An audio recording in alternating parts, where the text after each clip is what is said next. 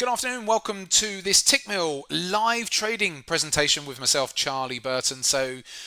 We've been doing these Tickmill webinars, live streams for maybe 2 months now. And so in these live streams, I'm looking at the charts. I'm going to show you some stuff that I'm looking at, and the trades that I'm already in from the previous streams that we've been doing. So let's crack on.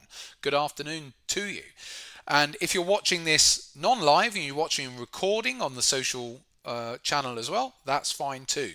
Do check out the previous live streams. So if you want to see, oh yeah, when did he take that trade or whatever, go back over those last streams as well. But let's go into what's going on in the markets today, because obviously it's been quite a busy period with global events. So let's go into the markets now. So I'm actually going to start off, we're going to come back to the S&P because there's something I want to look at the S&P today. There's something I want to look at with the S&P. But I'm going to go to the euro dollar first of all, because when we had the last session, I placed that order to buy the euro dollar. Now that was only last week, so we must cover that one off. So you can see there's an arrow here because if you remember, if you were here live, I placed a limit order to buy at 115, and then we placed a stop below that. We did it all. Just check out the last live stream, and let me just double check, making sure. No, everything still seems good. Right, good. So we placed that order. That trade got filled at the blue horizontal line here at 115. And you can see where my stop loss was for that, or still is for that trade itself, at the orange line here. So price pulled back to the 115 zone, chopped around there a little bit, as we always have to allow room for price to move around our level, and has started to rotate away from that 115. What's it sitting at the moment? Sitting at 116 at the moment. Okay, so let's go and have a look at the other, because I've got other positions as well, as you can see on the chart here from one of the other webinars that we did a month or more ago. I bought down there at 112, and that was a limit order as well. Again, we placed that order in one of the previous broadcasts. It's all here on Tickmill's YouTube channel. Just check out those if you want to go back and have a look. So we placed that order as well. That got filled. We also actually had a trade somewhere here in the middle, which we've banked because we got in around about 113.30 and then banked up here into the prior highs. I can't remember what the exact level was now. So that one's already been done. But what I'm in currently is that entry there from the 9th of May, and then this new entry from just last week. So let's go and have a look at them on the Tickmill account. So this is those two entries, as you can see here. Has that got the date on it? Yep, the 9th of May. That's that one. Oh, it was just above 112. Look, 112.04 we did at the time. And then we've got the entry from last week at 115. Yeah, I'm going to be still in the trade, because when we did the sessions, I was talking about what the targets are. So yeah, nothing's going to change until we hit those targets. And as you can see down here, the take profits are already put in. One of them, the one from last week, I've put the take profit in right at 120. We may adjust that, just a little bit lower. We could do that actually. We'll do that today actually. And the other one's at 119.80. So although I think that the 120 will itself, the big round number, will get hit, one nice piece of advice to follow is, why not bank the profit just a little bit short of the big round number. So let's see if we can edit this. It's quite nice being able to edit these live when we're in these sessions. So on the take profit here, let's just move that to 119.80 as well, just 20 pips lower. So just a little bit short of the the 120 level. So that's now in there. Good. Okay. So both of those entries have got target prices at just under 120. So let's go and have a quick look. Let's just minimize that for a moment. And come out to, in order to identify, I've put a couple of extra level moving averages on my charts here today. So on the monthly time frame here, you can see this yellow moving average. That is my 200 moving average on the monthly chart. So that comes in quite nicely with the 120 zone. The 120 zone is also, and we've talked about this previously, but the 120 zone also marries up quite nicely with a lot of prior historic price action going back to all the way back into 2010, that spike down there, and then again down into 2012, plus way back before that. So it's a good level. So we've got price action levels there at 120, but also some key moving averages. It's there on the quarterly charts as well. On the quarterly, there's the quarterly 50 there too. So I don't know if that's going to show up on the data feed. Sorry, I'm wrong. No, the course the quarterly 50 we're through. It's on the it's the quarterly 100, but I haven't got that chart on. Okay. So coming back down to the daily charts, we'll come back down to the daily in a second. So there's still quite a lot of capacity here for these runs. So up to, we'll call it 120. The orders are just a little bit shy of that. So there's still a lot of capacity, about 400 pips north of where we currently are. So is there any more trading that I want to be doing? Still yet to come. Well, let's have a look at this, because the first entry, if I bring up the trades down here, the first entry that was taken at 112.04, does it show its stop loss? Yeah, its stop loss is sitting at 112.08 right now. So it's essentially at break even, the stop loss there. Now, the stop on the entry from last week is nowhere near break. It's just at its original level. So let's go and have a quick look at that. Is it worthwhile moving that stop up on last week's entry to maybe below these most recent lows?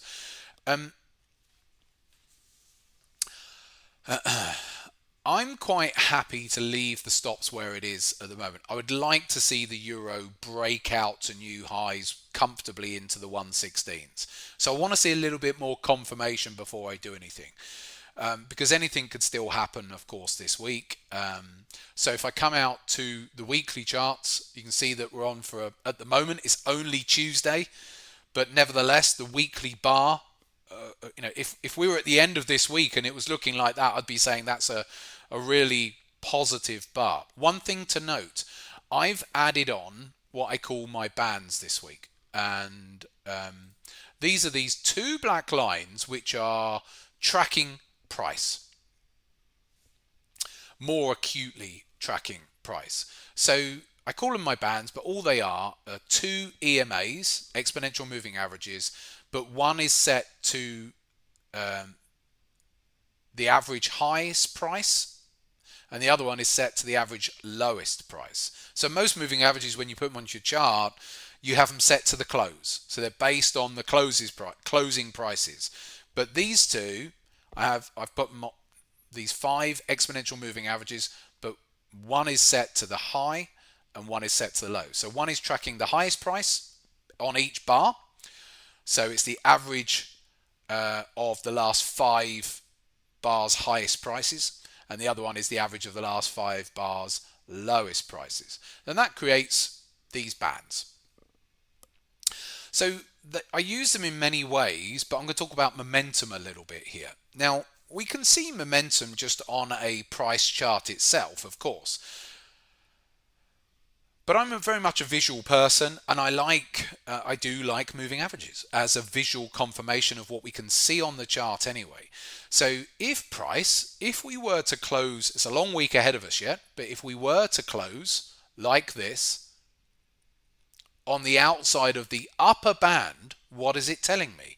Well, it's telling me that price is closing, this is on the weekly chart here, is closing above its highest average price of the last 5 weeks here, because it's a weekly chart. So if we were to close like this, it's telling me we're closing above the average highest price of the last 5 weeks. So again, it's just giving me another visual confirmation of what price is doing anyway, but I quite like that. So if we close there, it's just telling me, look, we got this momentum. We're closing above the average highest price of the last 5 weeks. And so that's why I've put those on today, just because I wanted to go through that. So coming through where we're at right now, is there anything I also want to do? I'm looking at the S&P. We haven't got to the S&P yet. But the euro, I've got one of the positions carries no risk on it because the stop is basically at break even, and the other one does have risk on it because I put that one on last week.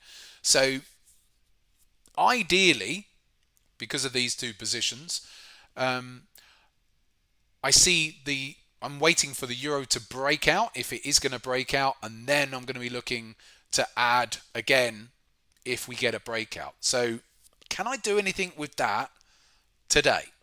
Probably, maybe not. Not as yet. Ideally, we look for a breakout, but well, actually, let's have a think about this. So, okay, I'm working around the fact that I only have 45 minutes in a whole of 1 week, and I've got to put some orders in. So it's not perfection in that regard. So ideally, if we come back actually to the daily chart, what I would be looking for now would be on a closing basis, a close up through all of this. So that prior high there from just under 2 weeks ago was at 116.30 roughly, 31 I think it was, something like that. So if we can get a close up through there, then great. Because again, what's it telling us is we've got momentum. So, but that doesn't help me for doing this session live, does it? So, what I'm going to do is I'm going to adapt to this. So I'm going to adapt. Right. So I am going to put an order in. I'm just going to go with the momentum. So we're going to go with this momentum here. So I'm going to put an order in to buy the euro. Again, we've still got 400 pips of upside potential on the euro. So I want to add another position as the market is showing me, displaying to me more strength. I'm not saying any major reasons why it has to reverse. It can reverse and markets can pull back at any time. But if we do go up through those highs of 116.30, let's have a quick look. Just put my cursor over here and have a look. Yeah, 116.31. Then I'm just going to make the assumption, I'm just going to put an order in. Now, ideally, I would wait for a close, but I want to put this order in live so that you can see it, and I'll just go with it that if we just break through 116.32, I want to be in with the next entry. So let's get that set up.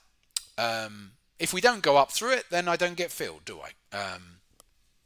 But if we go up through that, then yeah, I want to be in. So, and if we do come up through there this week, then I will move this stop up. So if the euro does break out, then I will move this stop up to below these most recent lows. So that will get dragged up. So I'll minimize the risk on last week's entry, and obviously I'll get triggered into a new entry. As far as the entry is concerned from back down here, do I want to move that into a little bit more profit? Yes, that will get moved up. In fact, I can do that. That can be moved up now anyway. Let me just double check where the weekly is, where it is relative to the weekly. Yeah, that can be moved up a little bit more to about 113. I want to give this one the most room, so I'm not tracking it up too aggressively, but I think just below 113 is fine. So let's just bring up that entry, and where's that stop? There it is. So let's go to edit, and that stop I'm going to move to just below 113, so I'll move it to 112.90. Okay, yep, that's down there now at 112.90. So that one's starting to be trailed a little bit into profit anyway. So let's get this new order placed. Yeah, good afternoon, Jamilo. Let's get this order placed. Euro, right. Now this, excuse me, this is going to be a buy stop because I only want to buy if the euro breaks up. I'm going with the momentum. So let's put a price in. So what price? So it's a buy stop. So it's going to be above the current price. So and above those prior highs. So 116.32 is going to be my entry. Now I need to start putting in the stop loss information. So on this one, 116.32, I'm going to just put the stop down at 115 on this one. So it's going to have a different stop loss. So let's just put, so giving it a bit of room, 130 pips, and I want to risk 0.5%. So let's just get, so 0.5% risk. So that's telling me that it's 0.13 of a lot on this account, is 0.5%. So I'll be buying, let's have a look at it. Where's the level? At 116.32 with a stop loss. What happened to that? Let's change that again. 115.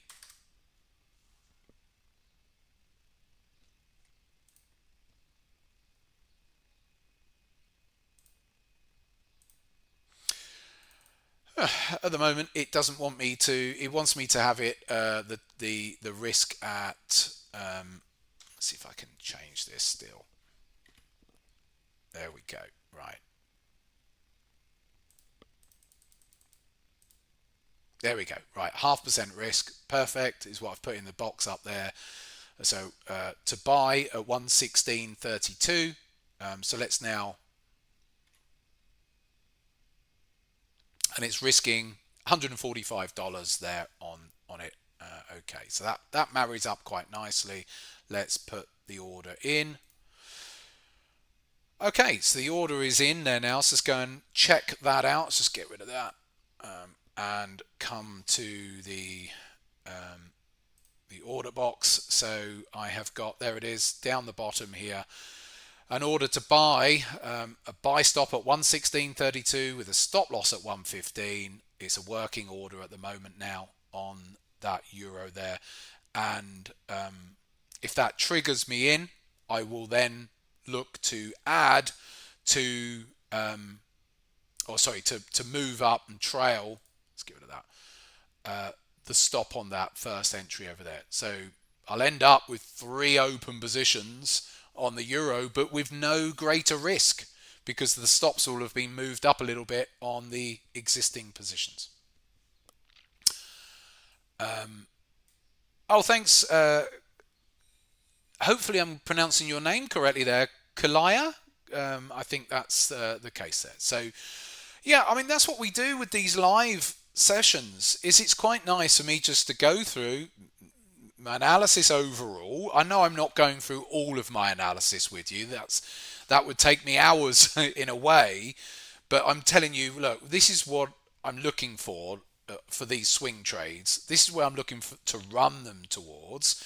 And then if I see an opportunity arise to add to these positions as the existing positions stop losses get moved up, then it enables me to add more positions, but I'm not carrying any more risk. So we'll just keep doing it, won't we? I do want to come across to the S&P. We're going to come across to that in a moment.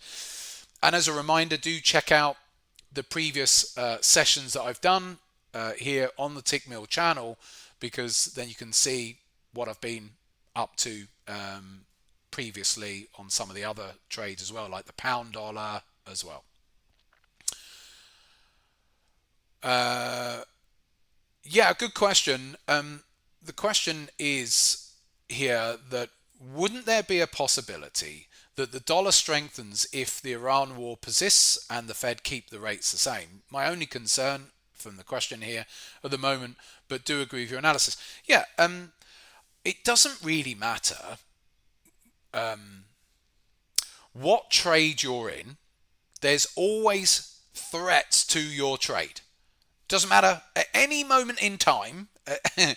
There's always counter arguments. The counter argument right now is exactly that. So if the Iranian conflict with Israel and potentially the US, if that escalated again, then yeah, the dollar would strengthen and I would get stopped out. That's it. Yeah. And I think that's what you have to remind yourself of is, oh yeah, it's just a stop out if you get stopped out. And that's all that would happen to me. It's a threat to the trade. But the flip side of that threat to the trade is that it doesn't happen and the price carries on going. Do you think that there weren't threats to my trades when I was entering back here? Of course. What were the threats at that point? Oh yeah, tariffs.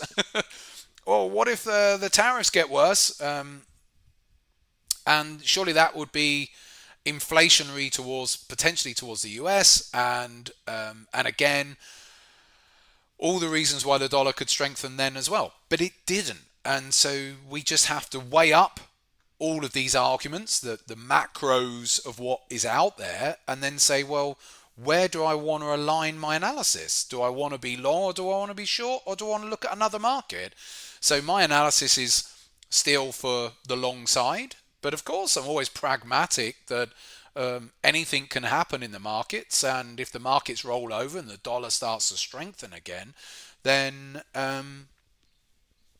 of course just means I get stopped out. Simple as that. So hopefully that answers your question there.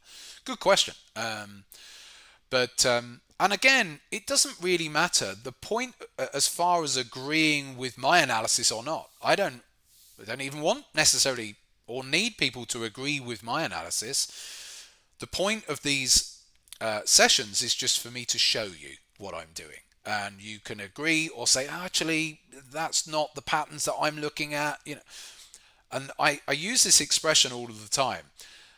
That's what makes the market, is people having different views on the market. We need buyers and we need sellers constantly in the market.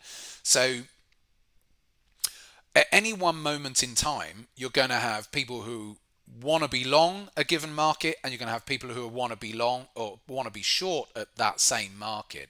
And sometimes the people who are long are correct, and sometimes the people who are short are correct.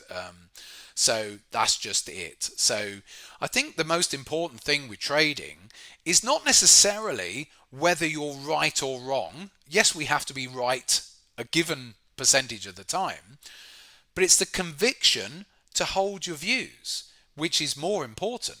Do you have the conviction to hold your trade to your given target, or follow your given trade plan, whether it's using a trailing stop or whether it's target based? So yeah, that's what's important. Do you stick to your plan?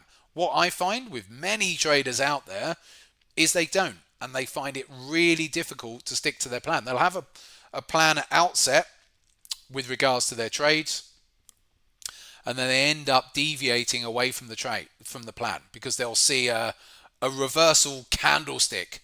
Oh my God, the market's going to turn, and before you know it, they've spooked themselves out of their trade. And there's always reversal candlesticks coming in.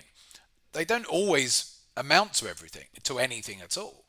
Or it might be a given piece of news and they panic themselves out. Just look at what happened with the euro coming into the beginning of the week. I'll go over to a cleaner chart. I'll bring the pound up here.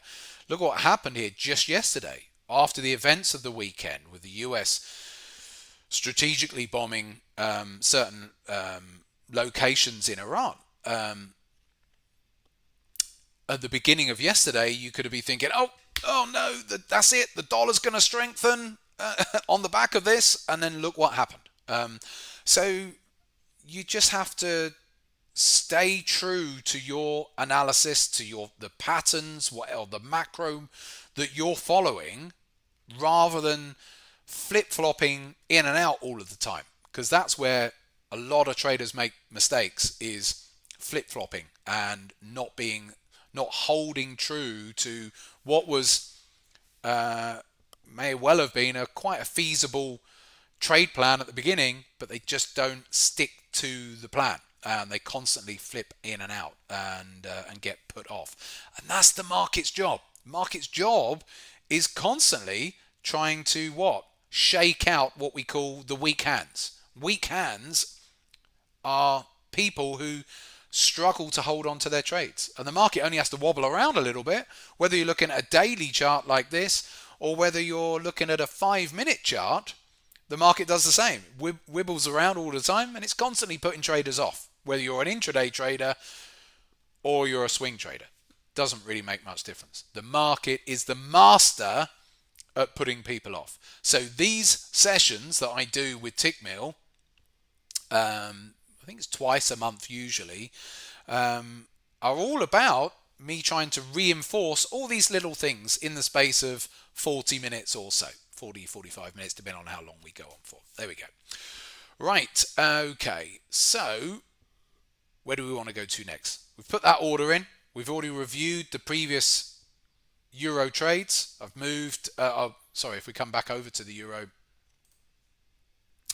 I've got that buy stop order up there above the highs. I've moved that stop up on the entry from back on the 9th of May. So a little bit of management going on there. So I've got a bit of profit locked in on that one.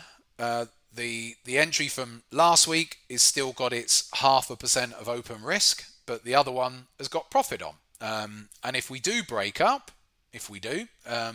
then I'll get triggered into a new trade, and then I'll move the stop up on last week's entry up into around about from 113.80 to around about 114.30 or so. So I'll be reducing the risk on that. Just a bit of trade management, still giving the trades enough room to breathe, but a bit of management nevertheless. Okay, let's come over to the S&P now, because I think this is looking quite interesting. There's a couple of things that I do want to mention here. Do I want the S&P or do I want to look at the Aussie dollar? In the time that we've got, I'm going to have to mention the Aussie dollar, but I'll come back to the S&P. Now, what I think is interesting with the Aussie dollar, just move this over.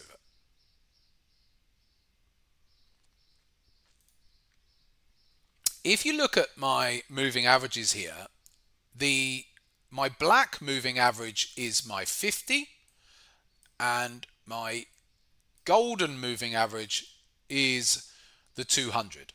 And what happened just this past couple of sessions, so coming into this week, is we had a golden cross on the moving averages. So what? Golden cross, death crosses, they're lagging, I often hear people say. Yep, they are. Because by the time the 50 crosses through the 200, that takes ages. Price has already moved. And more often than not, if I come back to something like the pound dollar first of all, because the pound dollar had a golden cross a couple of months ago here, when the 50 crossed up through the 200, by the time that's crossed, price is right up here. So you can't use it as a buy or sell signal, but can you? So no, in that situation you can't. It's lagging. Price is already way too high to use as a signal in that sense. However, if I now come back to the Aussie dollar, sometimes at the point that you get a golden cross, price hasn't extended away. It's pulling back to the moving averages as you get the golden cross.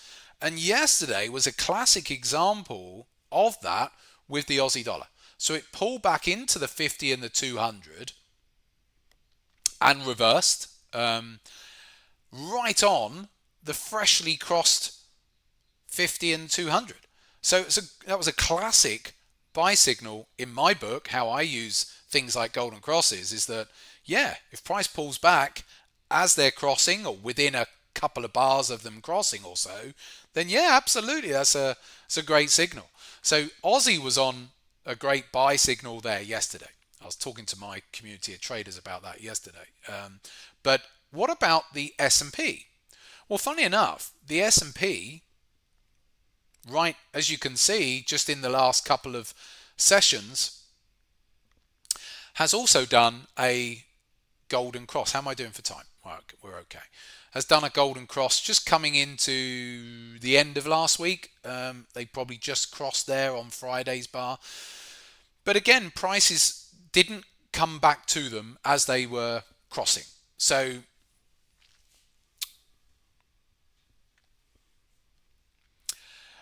yeah, okay, I'll come back to your comment there, Kalia. So the S&P, okay, so the price hadn't come back to those. So it's not a setup in that sense. But again, it's just confirmation of what's going on there with the S&P, that we've got a golden cross confirmation of what price is already doing. But even in the very short term here, the S&P broke up to a new closing high yesterday. So this looks pretty good. So yeah, the S&P looks good for the upside, generally speaking here. So we're going to have a look at that. So I'm just going to come back to Kalia's question here. You were made aware of the dollar weekly bullish divergence on RSI. Yeah, that's the whole point of what I'm saying, Kalia, is that there are literally thousands of ways to analyze the market. And sometimes a given divergence, as you've just said there, on RSI will work, and other times it will amount to nothing. You know, that's just, as I say, what makes the market. So there's no given approach is going to be right 100% of the time, just like mine isn't. All I have to do is stay true to my analysis, because I could look at any type of analysis which would tell me, oh, you must sell the euro dollar. Of course, at any moment. Personally, I've been long the euro dollar since 108, and there were plenty of times since late March when there would have been, you know, probably some sort of Elliott wave pattern saying that's it, it's going to crash and roll back over, or Gann theory or Wyckoff theory, or you name it, overbought indicators, whatever, which are giving sell signals. And I have to ignore those if I want to stay with my analysis. And that's what you have to do. You have to stay true to your analysis, because there's always going to be some indicator or price pattern which is going to be giving an opposite signal to the trade that you're in. You just have to get really good at ignoring them. And that's where pre-analysis of your trade is really important. Going through all the reasons why you want to be long a market, and that you're comfortable with being long and staying with that market until it reaches fruition. Knowing and keep reminding yourself, look, there's going to be plenty of times when there's going to be something as simple as a candlestick reversal, or some piece of news which is going to create a down day or a down bar, depending on the time frame you're looking at, that's going to move the market, you know, maybe just temporarily against my position. But you can't be panicking out I say panicking, but you can't be changing your analysis all the time because, oh, something's happened or something else has happened. So for me, once I'm in and I've done all my analysis, then I just keep reminding myself of all the reasons why I took the trade in the first place. And that's why repetition is really important. Because what often happens is people get into a trade, and I'm sure many of you have been in this situation. I've been in this situation, you know, years ago when I was a beginner. I've been doing this 28 years now. But whereby you get into a trade and then all of a sudden you see all the reasons why the market might go the other way. And that's why the pre-analysis is so important, to make sure you've got conviction behind the trade. Otherwise, if you haven't got conviction, you're that person who, as soon as you put a trade on, very quickly you're looking for all the reasons why you should come out of the trade. And that's no good, because you end up never holding the trades to what was the plan. So yeah, there's always going to be reasons why a market may reverse, and in this instance the dollar may reverse, and it may well do. But all I can do is stay true to my conviction and ignore all that stuff. Otherwise I'll never get to my targets, because there's always going to be reasons why the market might reverse along the way. So if I go back to, for example, the euro dollar here, when I got into my euro position, this is good stuff, by the way, here, folks. Thanks for these questions. So when I got in down here originally, personally, prior to us starting these live sessions with Tickmill, do you not think that there was quite a compelling reason after this big red down day why there was a lot of people calling for, oh, that's it, the euro's done, it's hit a load of levels up here, and the euro's going to pull back, do a deep retracement now, possibly back down to 104, 102. That's what analysts were talking about at that stage. Well, if I followed those and panicked out of my positions, that wouldn't be very good, would it? There's always a reason. And in fact, there were some divergences. At that stage in real time, there were divergences in place. So again, even from a technical perspective, talking of divergences, there were reasons why, the euro might pull back. But I have to stay true to my trade, which is, no, my analysis is for the long side, and I'm going to ignore all sell setups along the way. And so yeah, there's always reasons why a market may pull back. And during that, of course, there was a pullback from April through into early May. So we have to allow for that as well. If this was a 5-minute chart, you'd have to say, well, are you gonna come out just because it's pulling back a little bit, or are you just gonna ride it out because you've got a target somewhere over here?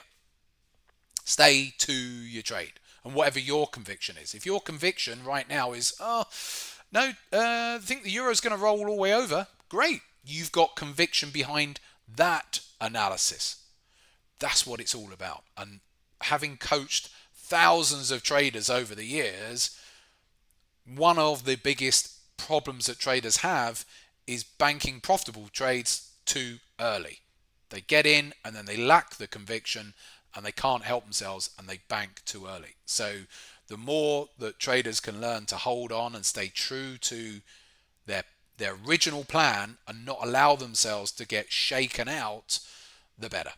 Right, how am I doing for time? I think I'm still I'm labouring that point. Let's move on. So those orders are all set. Now, it was the S&P that I wanted to come back and have a look at lastly here, and hopefully we're still doing okay for time. We're getting a bit close towards the end, so I'm going to speed up a little bit here. Now, I think the price action, like I said, was quite interesting there as far as the S&P is concerned from yesterday. And so if we come down now to something like an hourly chart, we get a sense of this price move that we've had on the hourly time frame. So it's a nice break up, really strong move that we had yesterday, and we're just in the process of doing a potential bullish flag formation at the moment in technical terms.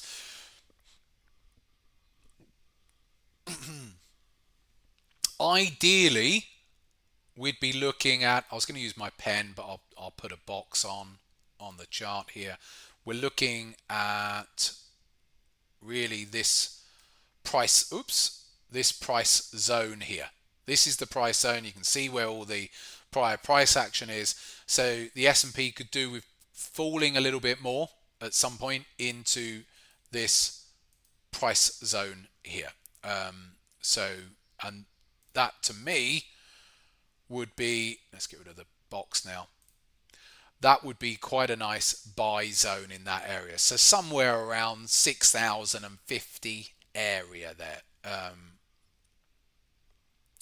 So that looks like quite a nice simplistic area. But I'm running out of time. So I'm not going to put an order in today because that's another. I'd have to work out all of the levels, but roughly, depending. I haven't looked at where I'd want to run it, but ideally, coming back out to the daily chart, if I was going to be getting into a trade there on a bit of a dip on the hourly chart, then so if the S&P did a bit of a dip on the hourly chart, then I'd want to give it a little bit enough room as far as the stop loss is concerned, but I would be wanting to run it to the prior highs for the stock market there. So that's how I'd be looking at that. But we're a bit out of time today for me to calculate all the risk and stuff because we're supposed to be keeping this to about 40 minutes. But just very quickly, that's the case. So I've got that new order there on the euro. We'll be back again in the month of July for more live analysis with myself, Charlie Burton, in conjunction with Tickmill via their live streaming across their social channels, and we'll continue this. Some weeks there's a out and out. I've got time to put a shorter time frame trade in, and other times today that was important for me to run through some education really there with regards to some great questions there on holding on to trades and different types of analysis when you've got different convictions. Some people might see a market as going down, others up, and all of that, and just how to deal with all of that. So I think that was more important than me just putting another order in today. So that's my pleasure. Thank you ever so much for coming along today. We will be back next month. My name's Charlie Burton. Their name's Tickmill, and I'll see you soon. Take care.